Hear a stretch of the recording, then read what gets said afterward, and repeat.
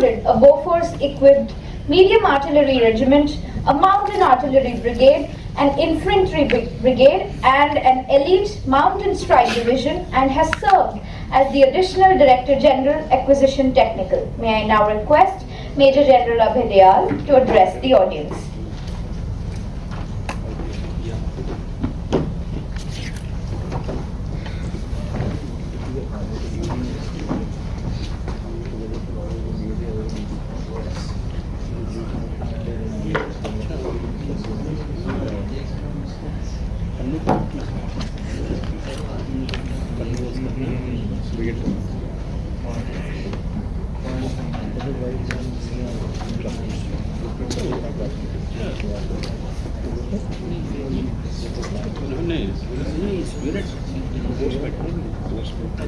Good afternoon, ladies and gentlemen. Pleasure to be here, and I thank St. Joe's sir for having given me this opportunity.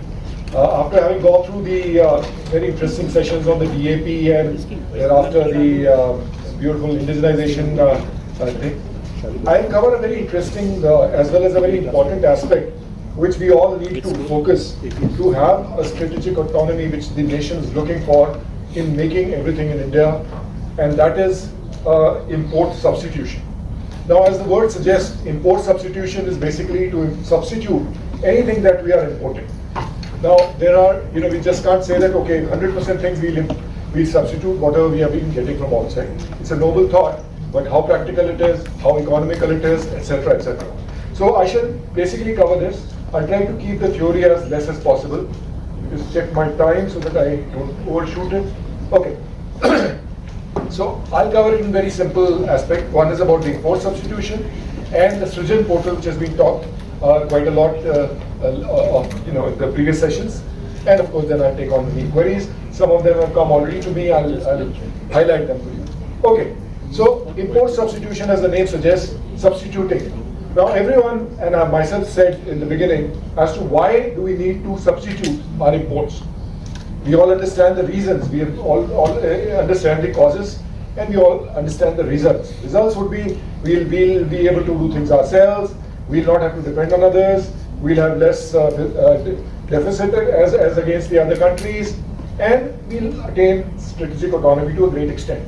But these are all the results. If we see what import substitution is, it is actually an economic decision or an economic strategy where a country seeks to reduce or eliminate to whatever extent possible its reliance on foreign products by locally producing them. So that of course the word suggests to you. My topic which has been given to me is import substitution mapping. Now what is the mapping of this import substitution? So what happens is, whenever we are traveling from place A to place B, or we have got waypoints in between, we pull out a map, or these days Google Maps, and say that, okay, this is the route, this is a longer route, this is a shorter route, this one has got more toll booths, etc., etc. So we'll take this particular route. So we all start off with our planning on the map, and then finally carry out the execution of the journey. Similar thing is the import substitution mapping. Now, very simplistically, import substitution mapping is a strategic analysis which is done by the governments, by industry, by everyone. In fact, every time we keep doing that ourselves. Firstly, to identify. The first step is to identify what are the improved goods or services that can be replaced by domestically produced alternatives. Thereafter, we systematically plan, like we did on the Google map, and thereafter we carry out the execution. So this process of identification, planning, and execution of replacement of an import item or service is what is import substitution mapping. Now, I'll remain with identification, planning, and execution, but a prerequisite to do this is import substitution industrialization. Now, ISI is a acronym I'm not very fond of, but at the same time, if we see that import substitution industrialization is a prerequisite wherein our industry, domestic industry, has to be capable to be able to absorb the technology, to be able to produce those particular things of that quality, of that scale, and in those numbers. So let's get back to this identification, planning, and execution. So this, I think, the last theoretical slide, just to put the point in context. What is import substitution mapping? So as I said, it's a structured process. It's a 7-stage roadmap, although it's very, very logical. to transform the strategic import dependency into sovereign manufacturing capability. So when we talked of identification, planning and execution, if we see the flow chart or the block diagram, it calls the same thing. Like we see that phase 1 is identification, which is called diagnose here. That's the same thing. In stage 1, we carry out data auditing. We firstly collect the data, isn't it? That how much is the distance, how do we have to travel, how many toll booths, etc. So this data gathering is most important, where the harmonized system code, etc. are generated, are gathered. Then we map the goods as to where are they raw material, are they intermediaries, or are they finished products. So we map that thing, and that information is what we are actually collating in the beginning. Then we carry out feasibility assessment. Feasibility assessment is a very important aspect because, firstly, can we produce it? Do we have the technology? Do we have the bandwidth? Is it economical? Maybe we require very few numbers, for which if we put up a supply, if we put up a supply chain or we put up an industry line, it may not come out economical. So we say, okay, if there are a few numbers, let's keep importing them. So what? But so the feasibility studies is another important aspect. So this is all part of the identification. Thereafter goes into a planning. And in planning, obviously, we work out structured gap analysis. Gap analysis was spoken to in the previous sessions as well. We know that we want this and we are here. So what is the gap and how can we bridge it? That is essentially the gap analysis, in which how do we need to target the technology, we need to target the skill, we need to train people, we need to have money. All that is the gap analysis. Thereafter, we carry out opportunity mapping. That what is the opportunity in this? We plot the targets based on the ease of substitution versus economical factors, etc. So those have to be done, and all short-term, medium-term, long-term as to how will we go and do this replacement. And finally, the execution, wherein 3 stages. First is the industry engagement. Now, industry engagement like we are doing right now, because we may do any amount of planning, we may do any amount of identification, till the industry is with us, with the government, with the armed forces, nothing can be achieved. So to say that the industry will come in only in the last phase is not correct.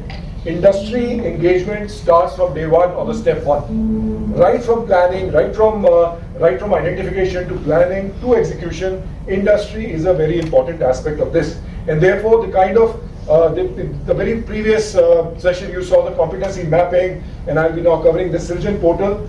Industry's capabilities, industry's availability, industry interaction is a very, very, very important aspect for this. The next one is the policy, incentive and design. So industry has done its job, told us as to what they can do. They can put in the money, they can get the technology, buy the transfer of technology, or they have the competency. But at the same time, the government also has to do its bit. So the policy and incentives the government has to give. So if you see the policy in the DAP or the revision like DAP, I was the ADG acquisition, it was my responsibility to carry out the amendments. So DAP 2020 has already undergone 103 amendments, all by the inputs from the industry as to how we can improve things so that the policy incentives which are there, as well as various incentives which can be given to the companies. We shall get back to this slide to talk especially about the incentives, local sourcing mandates, etc., etc. We'll get back to this.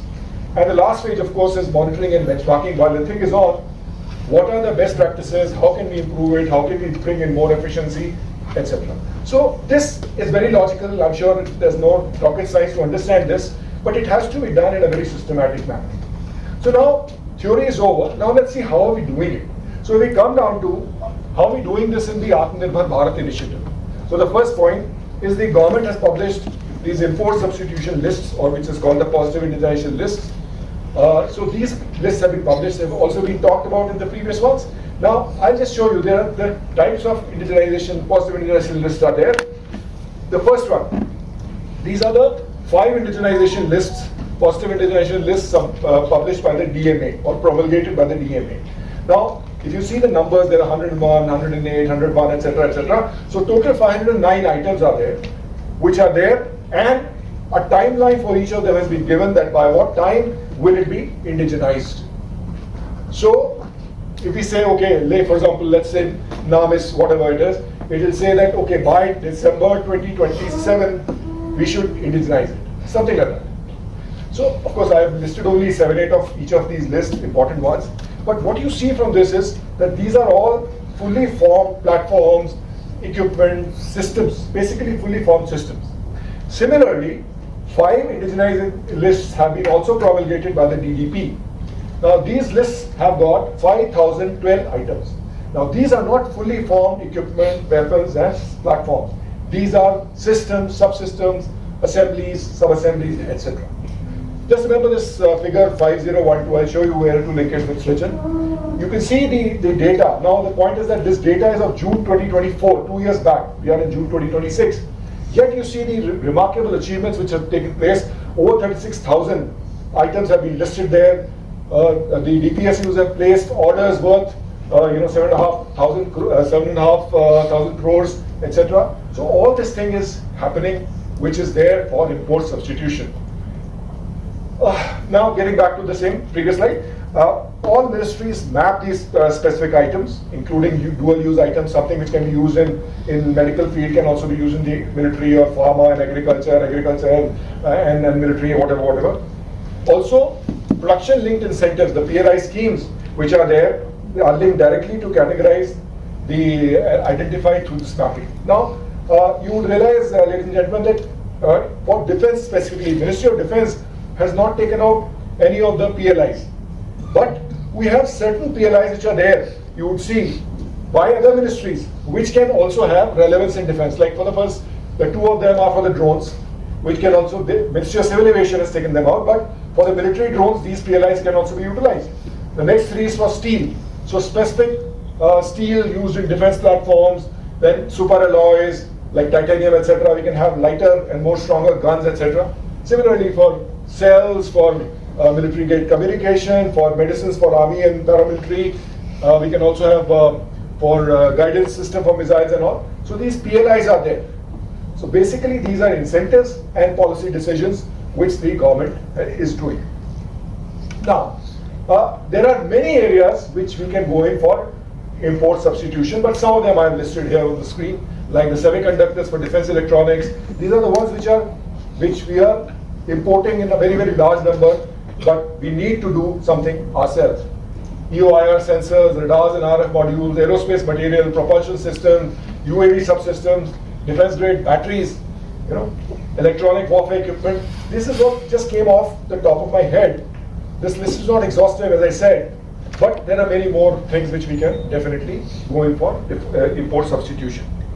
Okay, now you are aware about whatever I'm covering on this slide, that these are various things which are already existing in the ecosystem, like the import embargo possibilities I just showed you. These are for assured domestic demand. That the industry has been told that yes, you have got assured this thing that these items or these platforms or these assemblies will not be imported. What does that mean? That this is an opportunity for the Indian industry. Therefore, the assured demands which are there in the Indian industry. IDEX schemes have been talked of, TDF has been spoken of, grant-based fundings, etc. Make 1 and Make 2, which are prototype development support. Of course, Make 1 is the government-funded one, and the Make 2 is the industry-funded. Make 3 is specifically for import substitution, where you can go in for JVs, etc. Commodore Deshmukh just covered that. Defense industrial corridors, basically infrastructure support for testing and other similar ecosystem which is developing next to you. You can take the supply chains become shorter and things like that. Then defense offset policy is basically to make a ecosystem. It did not succeed to a great extent, but at the same time a great idea. Then the DAP itself, you have seen the categorization and the priority in the categorization, wherein Indian vendors are given higher priority. So the DAP itself is a very important policy document which does that. And Srijan portal, where import substitution opportunities which are there. And with this, I'll come down to the Srijan portal itself, because I've been mandated to cover Srijan portal, how it is linked to import substitution. Okay, so now let's talk about Srijan portal. Some inputs have been coming in about Srijan portal. I'll cover in a very, very broad detail. So Srijan is a portal which is there on the open web, and the top you see the URL srijandefense.gov.in. Logging on to that, you can reach this. So what is Srijan? Srijan is a one-stop digital portal developed by the Department of Defense Production to facilitate indigenization of imported defense items. That's what we are talking of right now. Now, important thing that it allows the Indian industry to identify the products. You see, the most important thing is the visibility as to, I am the industry, I want to know, I want to do import substitution, I want to indigenize a few things which are being imported by the country, but I don't know what are these items. So basically, Srijan portal gives you a visibility as to these are the items. 5,012 items which I mentioned to you are in the positive indigenization list. There are many more items which are there. I'll show you over 30,000 items which have been listed there. So the DPSUs, the visibility is there. DPSUs, armed forces and the industry can interact. It's a non-transactional kind of a website, but information visibility is the most important aspect. Okay, now why Srijan was required, or why is it required, and why we need further improvement to that. One is that if you go to the strategic context, India has traditionally been importing a large number of things. You know that we have been importing spares, components, subsystems, LRUs, raw material, then specialized electronics and ammunition for imported weapon systems. Now, you see, import is a trap. If I have an imported weapon system, I have to buy ammunition throughout the life of that. If I have an imported weapon system or an equipment, I have to buy spares. I have to go in for MRO from them excuse me, for the entire life of the equipment. So this is what we are trying to say, okay, there's a capital cost gone towards buying a particular equipment, but at the same time, for sustaining it over its life, the whole life of the equipment also gets affected because you have to do this. And this buying or purchasing from outside has created supply chain vulnerabilities, because we know, like for example, we got a lot of stuff from Ukraine, a lot of stuff from Russia, Israel, they're all embroiled in war right now. So our supply chains have definitely got impacted. We are not getting the spares, we're not getting the ammunition which we are supposed to get from there. Okay, foreign dependency, of course, is there. Then high life cycle costs, I just mentioned about them. Delayed maintenance and upgrade, because these are the people who are going to do it. Sometimes it takes, maybe, we send out an aircraft to XYZ country, it takes 2 years to do that, or maybe a ship goes for an overhaul. Now, of course, as has been mentioned, most of the things are now being done in India. So these timelines for to travel to that place, get into a queue, then get overhauled, etc., and come back, takes a lot of time. We can save that. And unreliable supplies, like I just mentioned, with the countries themselves in war, requiring most of the defense equipment themselves, will not be able to make our demands complete. Okay.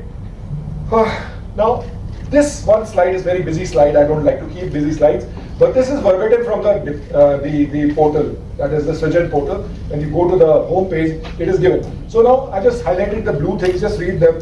Opportunities for Make in India defense. Main objective of the portal is to partner the private sector in indigenization efforts. Portal is a non-transactional online marketplace platform. We are not doing any transactions here. It is just transaction of information, what is being done here. The Indian industry is able to show their interest if they have a particular thing. So there's a way you have to just fill in a form, it automatically goes there, and maybe then you establish a communication. The concerned DPSUs and SHQ can interact with the Indian industry as well as vice versa. So the Indian industry can also interact in turn with the DPSUs or the services. So this is what is the whole Srijan portal about. Now, so this is a logical, that the vision therefore is to create an ecosystem where Indian industry develops indigenous defense technologies. Imports are progressively replaced. We don't want to do it in one day. Defense supply chains become self-reliant. MSMEs and startups become integral defense partners. India evolves from being an importer to becoming an exporter. So that's the next step of it. And of course, the key objectives to promote import substitution, encourage domestic design and development, provide visibility of indigenization opportunities, facilitate industry DPSU collaboration, reduce foreign dependence, enhance defense manufacturing capabilities, and support defense exports. Okay. Now, you remember those 5,012 items which I had mentioned to you. So now, if you go to, now coming to some screenshots and some video grabs of the Srijan portal, because I did not know if we have a live internet here. So I thought I'd just do a little bit of, otherwise I could have gone through a real-time demo on it. But anyway, so if you see here, this is the dashboard. You see on the top of it, okay, maybe there's a data wallet, the thing will not show, but on the top if you see, the fourth thing is the dashboard. I've started with the dashboard because this is the dashboard. If you see, pages given up, page 1 to 101, and this is page number 1. If you see on the left, second column is the DDP, the PIL. That means you remember those 5 import substitution lists which have been given there. So DDP PIL number 1 has listed these items which are there with a link, and these are the organization, that is the say AVNL, 4090 tank, T72 tanks, etc. You see the indigenization timeline, and you see the status. So all these items of IPL1 have already been, or PIL1, sorry, IPL is in season, so PIL1. So these items have already been indigenized, if you see. And some of them have been done in-house also. If you see the serial number 3, where the heavy vehicle factory, Jabalpur, has already indigenized it for the AVNL. So that's an in-house development. So BPSUs are doing it, private industry is doing it. If you see there, the number 1 has been done by some private industry, KSS technology, etc., etc. So that's the status in the end. And after skipping all the pages, maybe we go to the 101 page, you see here the DDP PIL number 5 is listed because that's the last one, and various items. Now you see the timelines of indigenization, like I was mentioning. There are 2028, 2029, etc., etc. And if you see serial number 5011, the thing has been already indigenized 4.5 years ahead of the schedule. So these are the kind of things which are there. So this visibility available to you can make you go through doing this. Now, this is of course the dashboard. What has happened, what is happening, etc., etc. Now, how do you have a particular interest in a particular technology or in a particular field like electronics or anything, can get into this by search processes and thereafter reach your interest, subject of interest. So this of course 5012 is the number I told you to remember. So basically, when these items are listed, the things which are there is item description, images, if it's available, technical specification, what is the import value, that gives you an idea as to how much revenue can you generate by doing this work. Then import quantity, what is the user organization, status of indigenization, who is the contact point for this, and various expression of interest mechanism. All these details are already existing there. So I'll show you a screen grab of whatever I was doing on the portal. For example, now if you see I've gone to the marketplace. Here there's a listing of what you see, 3,364 products. Okay, so you can go to scroll through them, but scrolling through 3,000 products, let's say, okay, we select one of them. For example, the rightmost one, the watertight headlamp. Now, item description. Whose BEML is requiring it? What is the OEM details? Watertight headlamp. Then it's a Czech Republic item we are importing from Czech Republic. Technical specification, physical, electronic, everything. Image is there. Who's the quality agency? You will remember that trial, etc. has to be carried out. What all have we imported? From year 2019, we have had so much of import. Who's the contact person? Mr. So-and-so from this factory in... so that is how this thing can be approached. But now you will tell me that I need to scroll through all the items. I am only I'm a person who's doing only electronics, for example. So if I have to scroll through 3,000, there has to be a better way. So if you see on the left-hand side, you've got all these domains, etc. So let's see another option, wherein I go to the marketplace. I go to, say for example, product classification, for example, component. Okay. Thereafter, industry domain is, let's say electronics. Okay. Okay, let's say electronics. Then we say I'm making thermistors, for example. I put that thermistor, and maybe I select thermistor 100 radial. If I select that, there it is. So now I go to the product. The same thing I'm doing from there, which I was doing there from the general thing. BDL requires it. The Visakhapatnam unit is there. Now it is being imported from United States. Some of the details are not available. Latest NATO supply group things are there. Is 59. Item specification has been given, images given, DG NAI is the quality assurance agencies. Over last 3 years, 195 lakh worth of import has taken place, and this year also 65 lakhs is expected. So these are the kind of inputs which are there. So if I am interested in this, I will apply to the Srijan portal, express my interest for doing that. So this gentleman, Mr. Venu Babu, is the DGM, who's the person responsible. His telephone number, email address, everything is given. So the website has been made very interactive, very simplistic to, and I'll encourage you guys, I mean, those of you who have not gone to this website, you know, it's so self-explanatory, you will love it, and you can get into that. Okay, now who all are the stakeholders? Basically, government side, the Ministry of Defence, of course, DDP out of that, thereafter the service headquarters, and the DRDO basically are the government side. Production agencies, all the DPSUs, since they are the ones, and all the ordnance factories which have now been corporatized and now have become the DPSUs are also part of it. Industry and academia, of course, MSME, startup, even larger industries, then R&D institutions, they are all there. And technology partners, of course, the OEMs and the joint venture partners, they all can be part of this ecosystem. Now, what is the flow chart? If you look at the flow chart, it's very logical, of course. The DPSU, SHU identifies the imported item. Item is uploaded on Srijan. Industry views this opportunity, like we just did. MSME startup express interest. Technical evaluation is carried out. Prototype development is gone through. Testing and qualification takes place. If you remember that DGQA, DGNAI, these are the guys who are doing this testing and qualification. I'll just cover a little bit of it after this. Then commercial procurement takes place and indigenized product enters supply chain. That's how. It's, it looks very simple wording wise, but it is quite a stringent process because we want exact part, subsystem, assembly to go into the system so that the rest of the system does not suffer.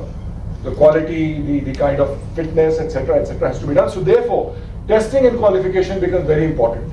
Now, testing and qualification is a very interesting one here. It's called FFF. Form, fit and function testing is carried out, and in case it's a part which requires firing also, another F gets added. That's form, fit and function and firing test. These are carried out by the DGQA, etc. And thereafter, what you say, form testing is that if it is exactly to the millimeter, to the,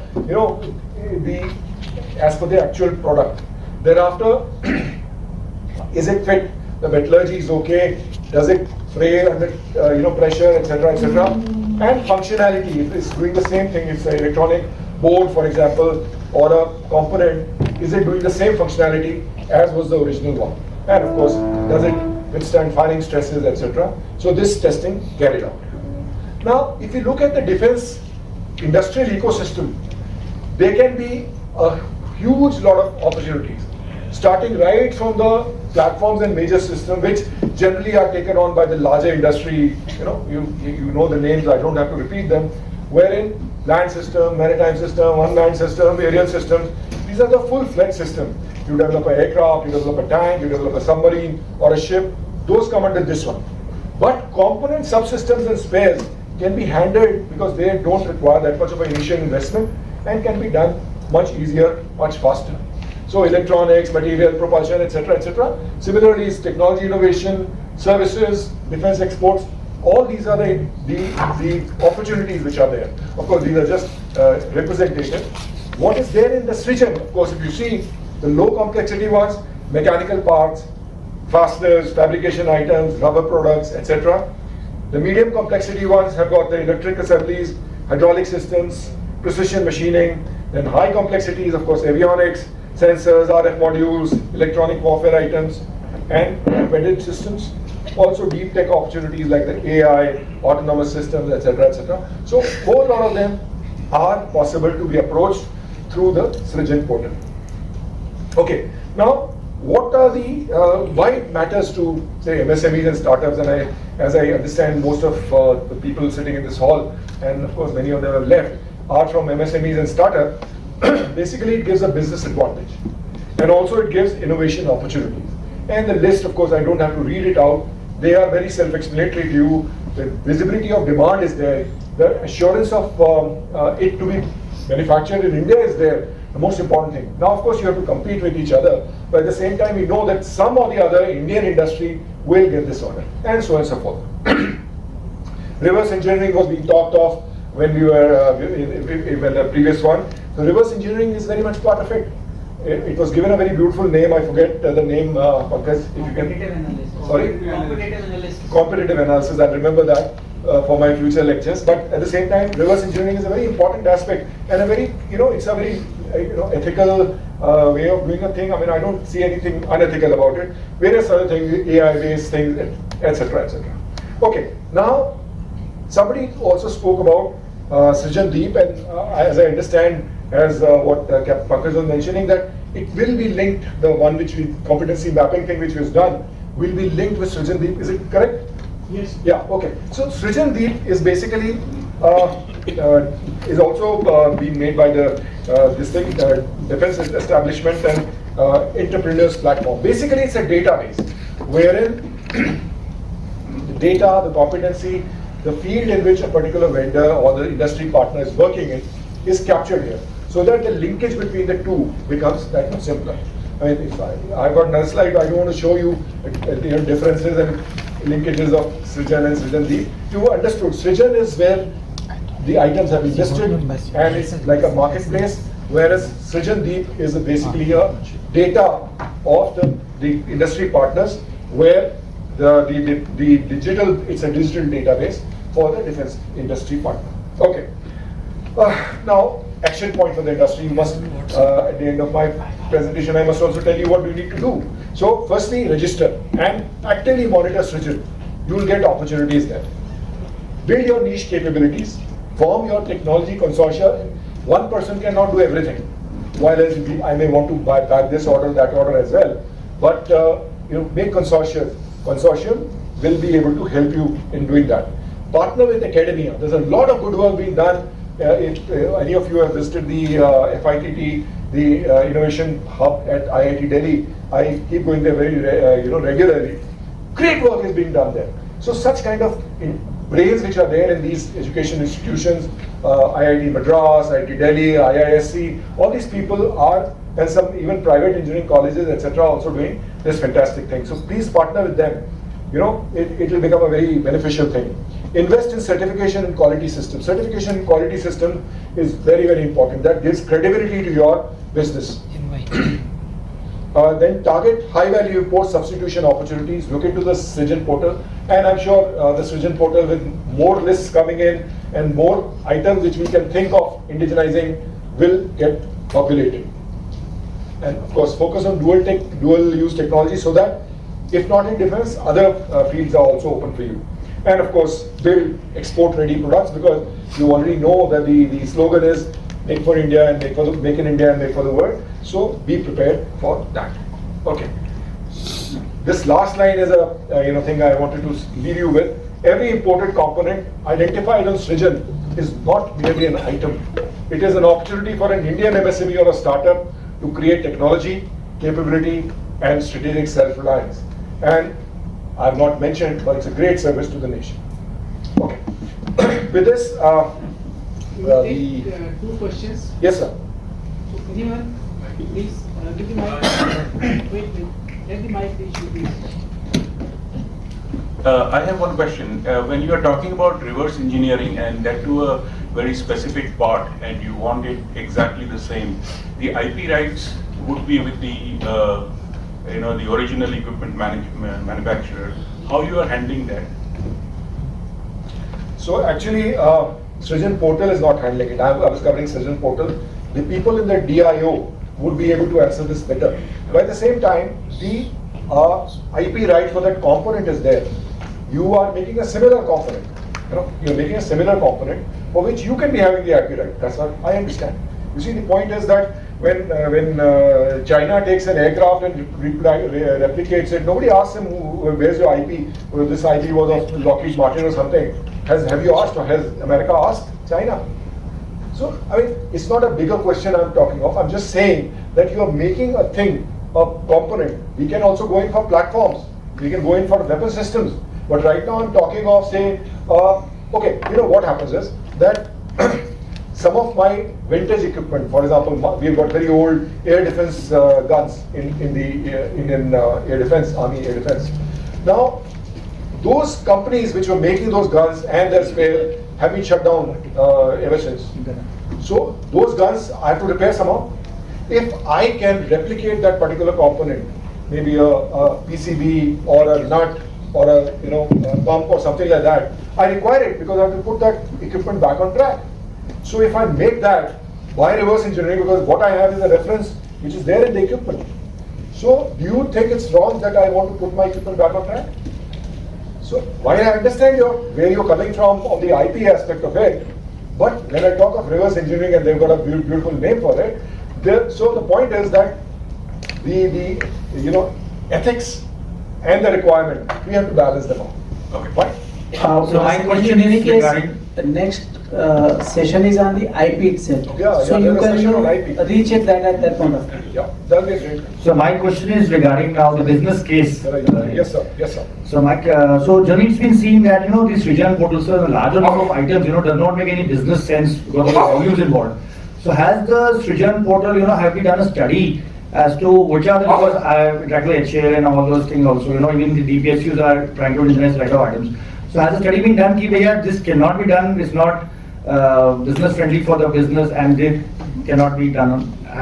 Do we have a data on that aspect? Sir, I would not possibly know this, because has a study been done firstly, or do we have a data? I would possibly not know, but maybe we can get back to the DDP and check because it comes under their domain. But at the same time, what you're saying is absolutely right. So the answer to your question is that I don't know. But what I also know is, and I've been mentioning also in my presentation, is that yes, some of the, like even the example I showed you, 195 lakhs over the last 3 years. But it was a small item like a thermistor, But there are larger items, of course, it makes business sense. But smaller items, it may not make business sense in case we have to have too much of effort, put in too much of effort, but are not able to, get too much of revenue out of it because we would have spent much more possibly in establishing a assembly line or things like that. So those things definitely we need to have some support from the government because the government wants it indigenized, but it is not generating adequate interest because it's not generating adequate revenue. So those are the things which we need to do definitely. And I wish to believe, and I think DDP would have done some study on it, but it's worth checking from. So why I'm saying this is because a lot of items may be critical which are low volumes, So we need to identify and maybe which cannot be indigenized through Srijan, maybe just remove them totally so that your database also looks whatever. And whatever critical from a critical technology point of view, you could go in for some other kind of procurement. Sir, this point what you said, low volumes, this was very, very relevant when the entire R&D cost and entire developmental cost was funded by the industry, sir. And to cater or offset this problem of low volumes is what government has come up with all these schemes where up to 90%, sometimes 100% of funding is given by the government. So even if your volumes are, let's say, 20 items, the entire R&D and entire developmental cost is borne by the government with the complete knowledge that you may end up failing and still we are funding that. And at the end of it, if you produce 20, you still get that 20 as a business. And also, once you sign a contract with the government, the kind of intangible benefits that you have in the other fields that you already best known. So this argument that volumes are very less, this was relevant when the funding was done entirely by the industry, sir. But now that kind of a thing is not really very. Thank you. Hello, sir. I have a query, sir. Is there a policy on the subject that in case an item has been indigenized, then it would be only ordered. There will be no imports which will be done thereafter. That is one. Maybe related to Srijan portal, PLI or not. If there is an item which has already been indigenized, whether it should find the way into the system or not, and for how long it is going to be sustained. Is there a policy, and if it is not, then is there a case in having a policy on the subject? Because in advertently, I assume that the import substitute would be costing less. Okay, wonderful question. And starting from behind, there has to be a policy for this. And therefore, there is a policy. The very fact, the starting point of it, those 5,012 items which are there, are from positive indigenization list. What is that? It's a proclamation of saying that these 5,012 items we have identified so far will not be procured from outside. So that is the QED, that yes, these are the ones which will be procured from within India if the indigenization has taken place. And if you see, it's been a, if you go through all those 101 pages of the data, it's very heartening. That's everywhere, almost everywhere, the indigenization has taken place before time. So it is absolutely illogical that the very reason why we started our indigenization process, and if the item has been indigenized, we'll go again for the foreign listing. And when we say indigenized, that means it has gone through the stringent test of form, fit and functionality, etc. And then only the item has been declared fit as indigenized. So it is just logical that it will not be imported from outside. So we'll close at that. Yes, sir. Thank you very much, ladies and gentlemen. Pleasure.